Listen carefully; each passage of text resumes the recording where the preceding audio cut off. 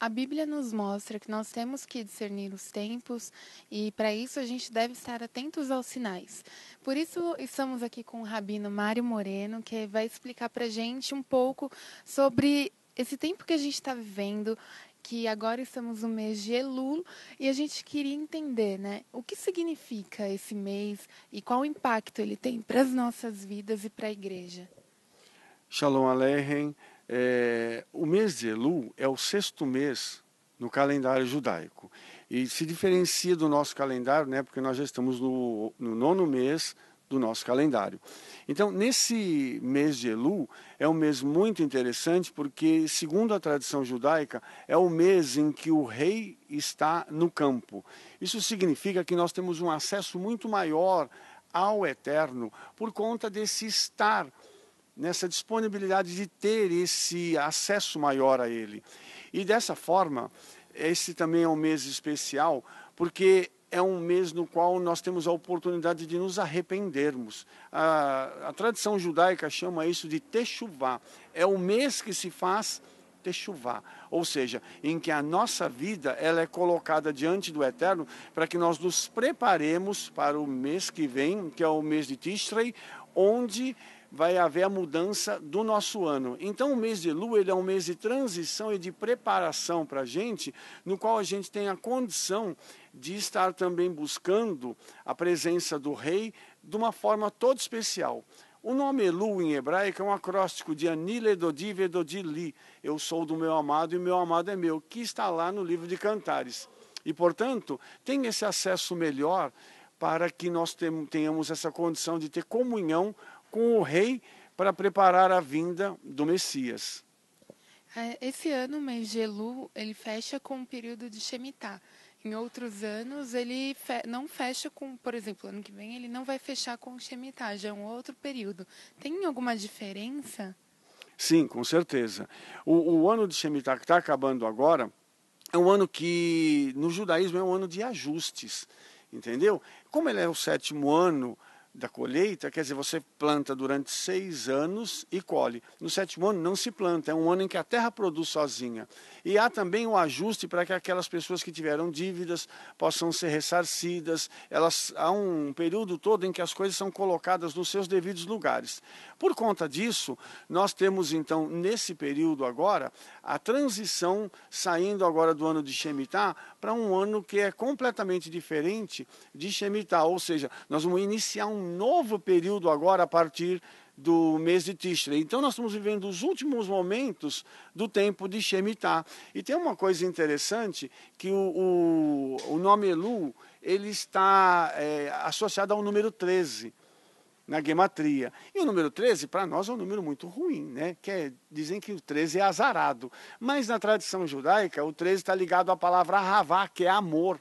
Então, esse é um ano no qual o Eterno tem manifestado o seu amor pelo seu povo. Isso é uma coisa muito tremenda, porque nós temos visto o quanto o Eterno tem abençoado a vida do seu povo, principalmente a vida do povo de Israel. E que relação tem, né, esse mês de Elul com a vida de uma pessoa que tenha fé em Deus e que guarde seus mandamentos? Que impacto isso pode trazer? Na realidade, o impacto é muito grande, né? Porque para quem é obediente à palavra do Eterno, o mês de Elul é esse mês em que você, se aproximando mais do Eterno, você tem mais comunhão com Ele e você recebe mais dele. Mas também é um mês no qual nós estamos nos preparando, como já falei, uma transição, nós estamos nos preparando para entrar no mês de Tishrei. Então, é um tempo de arrependimento, porque os decretos, segundo a tradição rabínica, os decretos eles são formulados agora para serem confirmados em Rosh Hashanah. E esses decretos, eles têm tudo a ver com a vida de quem é obediente, mas tem a ver também com a vida de quem é desobediente. E o obediente leva, com certeza, muita vantagem na proclamação desses decretos, com toda certeza. E esses decretos, eles são juízos? São bênçãos? Nem sempre são juízos, tá? Porque assim, o Eterno ele prepara e lança os decretos para todo esse ano que vai vir aí. Então, ele faz com que durante todo o ano nós tenhamos condições de receber várias coisas durante o ano. Então, são emitidos os decretos. Inclusive o decreto de quem vai morrer nesse próximo ano, dos juízos que vão acontecer sobre a terra. Então, seria muito importante para o povo evangélico entender que esse é um período de preparação. Nós temos alguns dias para nos preparar antes que os decretos sejam promulgados.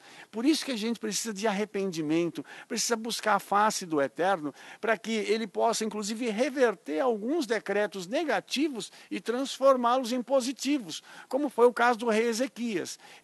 O profeta Isaías foi enviado para dizer a ele que ele deveria morrer. Quando ele fez techuvá e se arrependeu, o Eterno, então, reverteu um decreto de morte para um decreto de vida. E isso também aconteceu em Purim, né? Quando os judeus estavam no cativeiro, houve um decreto de morte contra eles que o Eterno reverteu em vida. Então, um decreto negativo, ele pode ser sim revertido, mas vai depender do grau de arrependimento que nós vamos ter para que isso aconteça, entendeu? Então, a gente pode entender assim que até o dia 12 de setembro, né, que é o período que finaliza o mês de Elu, é um tempo de nós, como cristãos, buscarmos a face de Deus com o coração quebrantado, arrependidos, para que a gente viva um novo ciclo, né? Exatamente isso. E você falou até uma coisa interessante, porque os judeus em Israel, principalmente os rabinos e os nossos sábios, eles têm dito que Mashiach virá nesse próximo ano. Mas eles dizem que é agora, em setembro. Entendeu? Então, é uma coisa muito impactante. E a gente sabe que como vai haver uma mudança, vai haver a saída de Shemitah para a entrada de um outro ano, muitas coisas podem acontecer. Os rabinos, que são grandes estudiosos, eles estão prevendo, inclusive, grandes guerras em Israel, estão prevendo desastres. E nós, enquanto conhecedores da palavra, e com a proximidade que nós temos de Yeshua, nós precisamos orar e pedir ao Eterno misericórdia. Porque nós temos visto ao longo desse ano no nosso país, quantas coisas ruins já aconteceram. Quantas coisas terríveis têm acontecido. E nós sabemos que existem decretos contra o nosso país. Mas para reverter um decreto contra o Brasil, só se nós nos arrependermos. E isso tem que ser individualmente? Tem, mas tem que ser coletivamente também. Os nossos líderes precisariam se reunir para dizer o seguinte: nós precisamos clamar por misericórdia para o Brasil e para a igreja no Brasil. A gente tem percebido o seguinte, que a igreja tem padecido hoje de um grande mal, que é falta desse conhecimento para ter um relacionamento mais profundo com o Eterno. Ninguém tem relacionamento sem ter conhecimento. Eu não me caso com uma mulher que eu não conheço. Para me casar com uma mulher, eu preciso primeiro saber quem ela é, na profundidade, para que depois eu possa tomar uma decisão de me casar com ela. Assim é o nosso relacionamento com o Eterno. E a igreja tem sido muito superficial nesse relacionamento. Então, eu acredito que o mês de Elu e essa proximidade da vinda de Mashiach, como os rabinos têm dito, são um alerta para a gente. A Bíblia não fala o dia da vinda do Messias, mas ela dá sinais. E muitos sinais estão acontecendo em Israel. Isso não significa que ele vem a semana que vem, mas significa que a gente tem que estar atento para que nós possamos buscar, então, mais santidade, arrependimento de verdade e a gente parar para rever aquilo que nós estamos fazendo. Será que as nossas atitudes são condizentes com aquilo que o Eterno está esperando de nós? Será que essa igreja é realmente a noiva que ele está aguardando? Então, a gente precisa parar e rever tudo isso para que nós possamos, então, nesse período, ter esse arrependimento, buscar a face do Eterno, para que isso tudo possa acontecer. O desejo do nosso coração seria que o Brasil entrasse em arrependimento. E nós temos uma oportunidade grande, porque daqui a alguns dias nós vamos ter Rosh Hashanah e 10 dias depois nós temos Yom Kippur. Você imagina se a igreja brasileira entrasse em Yom Kippur em arrependimento? Toda a igreja de jejum, toda a igreja clamando e pedindo perdão ao Eterno. Eu tenho certeza que muita coisa mudaria na nossa igreja por conta de uma atitude dessa. E agora que você citou, né, essa vinda do Messias, que relação tem esse período que a gente está vivendo, que a gente vai entrar com as etapas da escatologia? Na realidade, é um desatar profético, porque nós vamos terminar um ano e ele vai entrar com um Mazal novo. O que é um Mazal? Mazal em hebraico significa derramar. É como se uma unção nova fosse derramada. E agora em Rosh Hashanah, o Eterno vai determinar uma unção de todo o ano para o mundo inteiro. Então, os nossos sábios estão esperando algumas coisas acontecerem. Então, nós aguardamos que o Eterno possa promulgar realmente esses decretos de bênção para a nossa vida, para a vida de Israel e do restante do mundo. Mas as coisas não estão correndo tão bem assim, porque as pessoas estão indo por um caminho muito estranho. Eles estão abandonando ao Eterno. O Brasil tem abandonado ao Eterno. A gente tem visto, principalmente na área política, quantas coisas eles têm feito contra a palavra do Eterno. Tem se levantado pessoas como políticos, senadores, governadores e outras pessoas que têm promulgado decretos contra a Bíblia e contra o Eterno. Isso vai pesar muito contra o Brasil. E, infelizmente, nós ainda cometemos um outro erro, porque a igreja apoiou a reeleição da nossa presidente e do vice, que é um satanista. E, infelizmente, isso tem pesado para o Brasil. E vai continuar pesando porque eles ainda estão no poder. Então, a igreja foi conivente, a igreja se vendeu por muito pouco. Ou eu acho até que por nada, porque acho que não tem preço que pague a salvação. E eles abriram mão de uma série de coisas para poder apoiar uma mulher e um homem que notavelmente estão contra o nosso povo.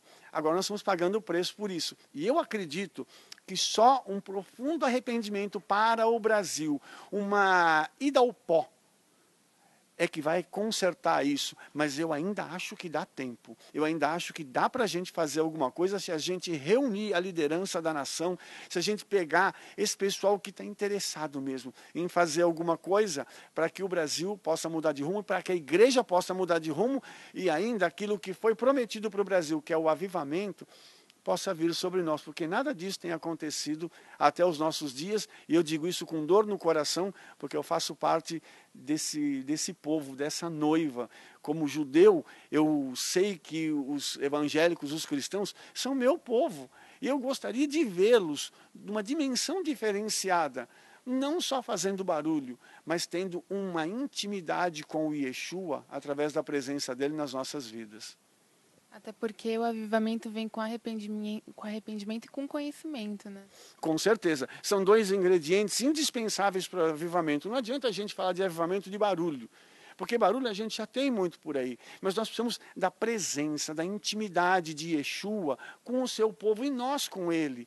E a gente vê hoje que o pessoal não está buscando isso. As pessoas estão buscando casa, carro, eu quero bênção.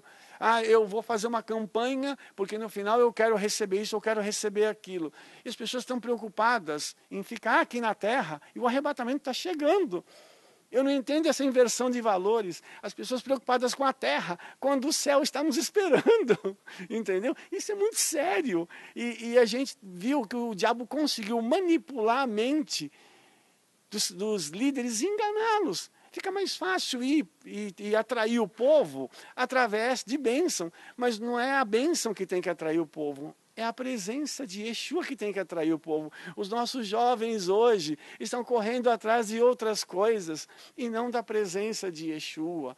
Então, está muito sério, a situação está muito séria, mas as pessoas não estão enxergando isso. E nós precisamos dar um grito de alerta hoje, para que isso possa finalizar, para que nós tenhamos a oportunidade, eu acredito que seja uma das últimas, para a gente voltar para Yeshua. Muito obrigada, Rabino. Que o Eterno abençoe vocês, tá? Shalom Aleichem a todos, em nome de Yeshua HaMashiach.